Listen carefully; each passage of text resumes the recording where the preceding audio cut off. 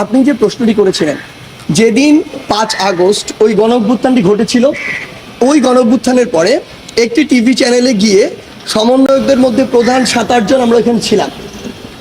আমাকে জিজ্ঞাসা করা হয়েছিল কেমন একটি বাংলাদেশ আপনি দেখতে চান। আমার প্রথম উত্তরটি ছিল এটি। আমি 5টি পয়েন্ট বলেছিলাম। প্রথম পয়েন্টটি এটি ছিল, আমি এমন একটি বাংলাদেশ দেখতে চাই, বা আমরা এমন একটি বাংলাদেশ দেখতে চাই যেখানে গণমাধ্যম তার যে সত্য কথাটি সেটি তুলে ধরার সর্বোচ্চ স্বাধীনতাটুকু পাবে।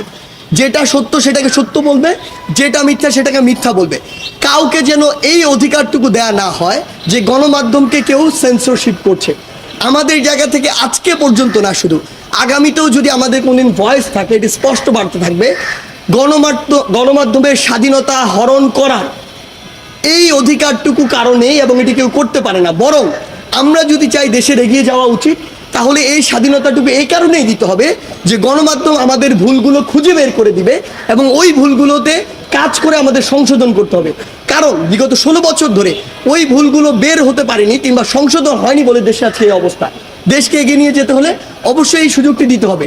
আমরা গতকালকে বা তার আগের দিন যে কয়েকটি ঘটনা দেখেছি, আমরা বিশ্বাস করি তাদের উদ্দেশ্য আসলে ভিন্ন। যদি উদ্দেশ্য ভিন্ন না হয়, তাহলে যে কাজগুলো তারা করেছে ওই কাজগুলো মিডিয়া আসতে সমস্যা কোথায়? আমরা তো সবকিছু মিডিয়ার সামনে ওপেনলি করছি। আমরা আপনাদেরকে বলে দিয়েছি, আপনাদের যা ইচ্ছা আমাদের প্রশ্ন করুন, আমরা উত্তর দিতে প্রস্তুত।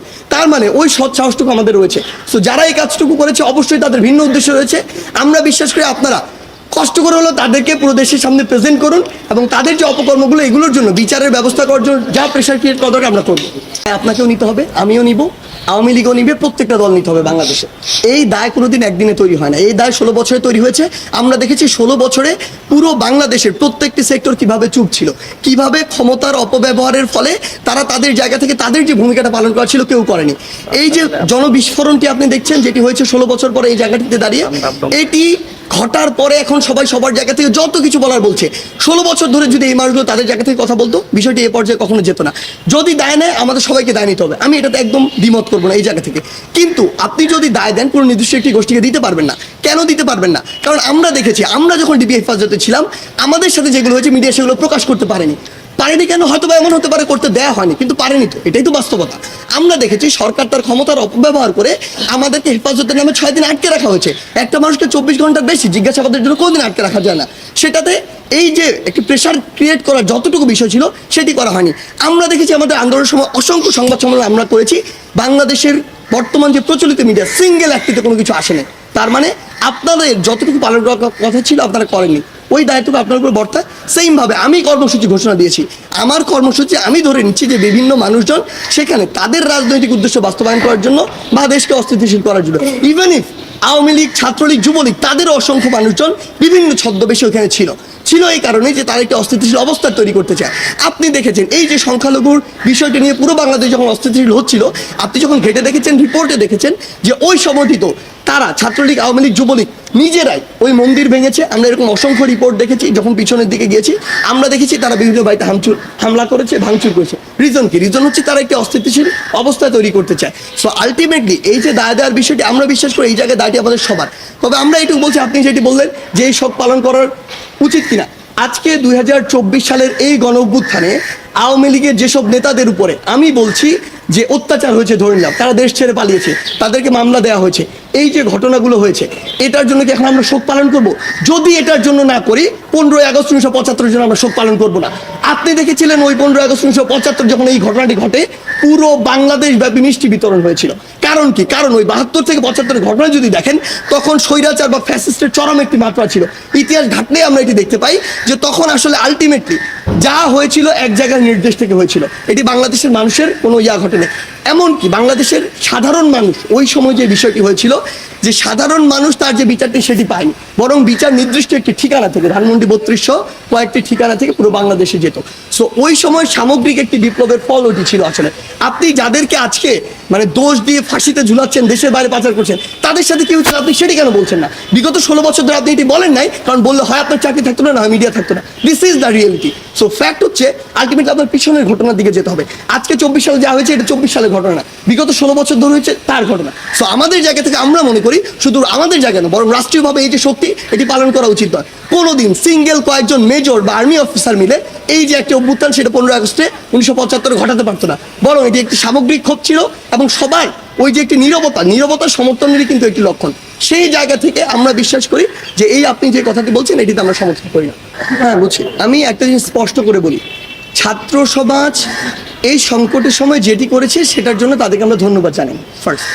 সেকেন্ডলি, ছাত্র সমাজ রাস্তায় থাকা কখনো একটা দেশের স্থিতিশীল অবস্থার পরিচয় না।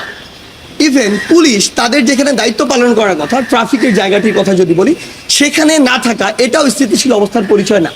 সো দিন শেষে আমরা যদি মনে করি যে আমাদের দেশকে একটি স্থিতিশীল অবস্থার দিকে যাওয়া প্রয়োজন, সেই জায়গা থেকে আসলে যার যে জায়গায় দায়িত্ব তার সেই জায়গায় ফিরে যাওয়া উচিত। আমাদের জায়গা থেকে স্পষ্ট বার্তা আমরা দেখছি যে প্রত্যেক দিন বিভিন্ন জায়গায় ধীরে ধীরে যারা পুলিশ রয়েছে তারা আসলে তাদের দায়িত্বে ফিরে আসছে। সেই জায়গায় ছাত্র সমাজের প্রতি আমাদের একদম সরাসরি আহ্বান এবং স্পষ্ট আহ্বান, আমাদের পুরো বৈষম্য বিরোধী ছাত্র আন্দোলনের পক্ষ থেকে স্পষ্ট বার্তা, যেখানে যখন পুলিশের কোনো একটি টিম বা ট্রাফিকের টিম, আইন শৃঙ্খলা রক্ষাকারী বাহিনীর টিম আসবে, তাদেরকে তাদের দায়িত্বটি বুঝে দিয়ে ছাত্র সমাজকে সেখানে সরে যেতে হবে।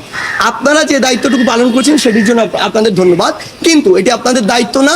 আপনাদেরকে তাদের জায়গাটি বুঝিয়ে দিয়ে সরিয়ে যেতে হবে এবং আপনাদেরকে অবশ্যই শিক্ষা প্রতিষ্ঠানে ফিরে যেতে হবে, আপনাদের কাছে ফিরে যেতে হবে, পড়ায় ফিরে যেতে হবে। এবং আমরা মনে করি বৈষম্য বিরোধী ছাত্র আন্দোলন আসলে এরকম কোনো কিছুকে প্রমোটই করে না যে কেউ একজন কোনো একটি হোস্টেলে গিয়ে সার্চ করবে, কেউ একজন কোনো একটি আবাসিক হোটেলে যাবে, কিন্তু কেউ একজন কোনো একজন প্রফেসরকে জোর করে নামিয়ে দিবে। আমরা এগুলোকে সমর্থন করি না, বরং আমরা মনে করি আমরা এগুলোর দাবি জানাতে পারি এবং অথরিটি সিদ্ধান্ত নিবে যে এটি করবে কিনা, এবং অবশ্যই এটি তদন্তের ভিত্তিতে হওয়া উচিত। আমি মনে করি, আমি একটি অভিযোগ করলাম যে বাংলাদেশের 64 জন ডিসি এবং এসপিকে পদত্যাগ করাতে হবে, কিন্তু বাংলাদেশের 64 জন ডিসি এসপি যদি করাপ্টেড থাকতো তাহলে বাংলাদেশ চলতো না। আমরা বিশ্বাস করি অনেক ভালো ডিসি এসপিও ছিল বলেই বাংলাদেশটি চলেছে, খারাপভাবে চলুক আর ভালোভাবে চলুক চলেছে। সেই জায়গা থেকে অবশ্যই এই অভিযোগ করলাম আর সবাইকে পদত্যাগ করতে হবে বা করাতে হবে ব্যাপারটা এমন না, বরং এখানে একটি সুষ্ঠু তদন্ত হওয়া উচিত। যারা এগুলোর জন্য দায়ী, সে ডিসিএসপি হোক আর একজন কনস্টেবল হোক, তাদেরকে ওই দায়টি নিতে হবে এবং তাদের ওই উপযুক্ত শাস্তিটি দেওয়া উচিত।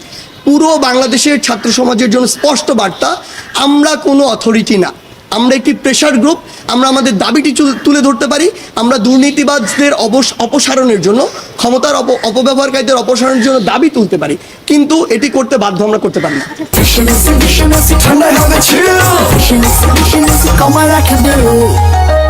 দেখুন, আপনি যে কথাটি বললেন আমার মনে হয় এই কথাটি অল্প কিছু মানুষের একটা রিপ্রেজেন্টেশন, এবং হয়তো এই রিপ্রেজেন্টেশনটা গতকালকের কিছু অপ্রত্যাশিত ঘটনার ভিত্তিতে আপনার কাছে এসেছে। আমাদের জায়গা থেকে স্পষ্ট কথাটি হচ্ছে এরকম যে আমরা আসলে বর্তমানে অনেক মানুষ বাংলাদেশের মানে বিশাল একটা সংখ্যা আমরা এখন দেখতে পাচ্ছি।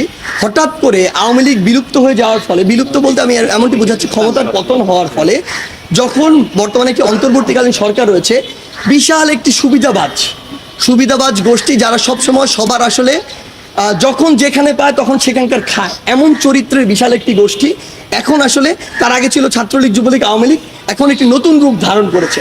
নতুন রূপটি হচ্ছে তারা ভুয়া সমন্বয়ক সহ সমন্বয়ক হয়ে উঠেছে, ভুয়া আন্দোলনকারী হয়ে উঠেছে।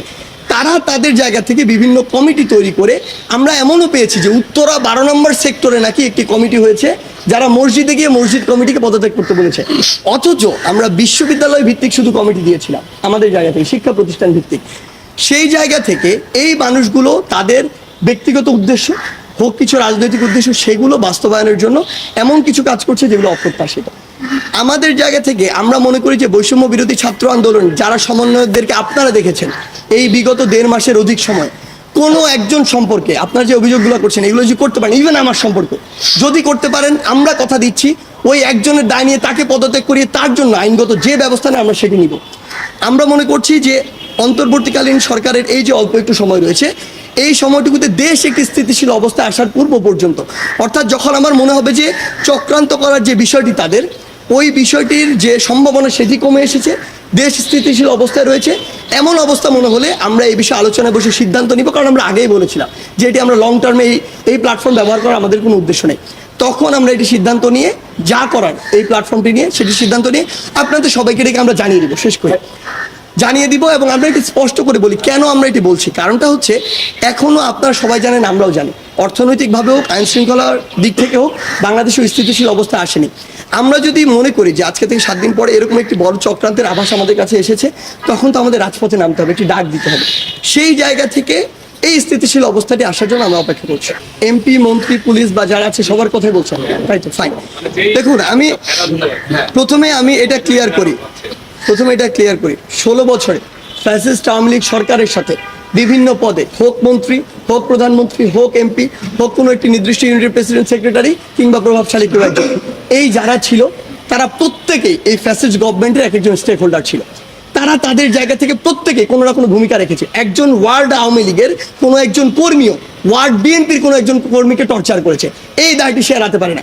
অর্থাৎ এই যে পুরো বিষয়টি, আওয়ামী লীগের সাথে যারা সরাসরি রাজনীতির সাথে জড়িত ছিল তাদের প্রত্যেকের এই দায়টি আসলে নিতে হবে। তাই এটি কেউ বলতে পারবে না আসলে যে একজন এমপি কিংবা একজন মন্ত্রী সে তার জায়গা থেকে স্বচ্ছ ছিল, সে কাউকে মারেনি, সে মানেনি, সে 16 বছর ধরে মানুষের ভোটাধিকারটা একদম ধ্বংস করে দিয়েছে এবং সে মানুষের ভোট ছাড়া নির্বাচিত হয়েছে। সে তো সবচেয়ে বড় মানুষের যে রাইটটি, যে সে ভোট দিবে, তার জনপ্রতিনিধি নির্বাচন করবে, এই অধিকারটি ধ্বংস করছে। তার মানে সে ডিরেক্টলি আর ইনডিরেক্টলি দায়ী। এবং আমি যদি আপনাকে বলি আমাদের অ্যাকচুয়ালি মানে গোড়াটা কোথায় সমস্যা, গোড়াটা ওই নির্বাচন ব্যবস্থা। যখন জনগণের ভোটাধিকার নাই, জনগণ কাউকে নির্বাচিত করতে পারছে না, যে কেউ একজন প্রতিনিধি ওই সময় দেখেছে সে যদি তার ঊর্ধ্বতন কাউকে তেল দিয়ে, তোষামত করে, টাকা দিয়ে এই কাজটি করতে পারে, যে মনোনয়নটি নিতে পারে, তাহলে সে এমপি। তখনই সে জনগণের কথা ভুলে গিয়েছে। আলটিমেটলি জনগণের ভোট তার প্রয়োজন হয় না। সেই জায়গা থেকে তার ইচ্ছা মতো কাজ করেছে। সে ওই জায়গায় 100 কোটি খরচ করেছে, সে জনগণের সম্পদ 1000 কোটি লুটপাট করেছে। আলটিমেটলি তাকে জনগণের কাছে জবাবদিহি করতে হয় না এটার জন্য, এবং জনগণকে ভোটের জন্য ফেস করতে হয় না।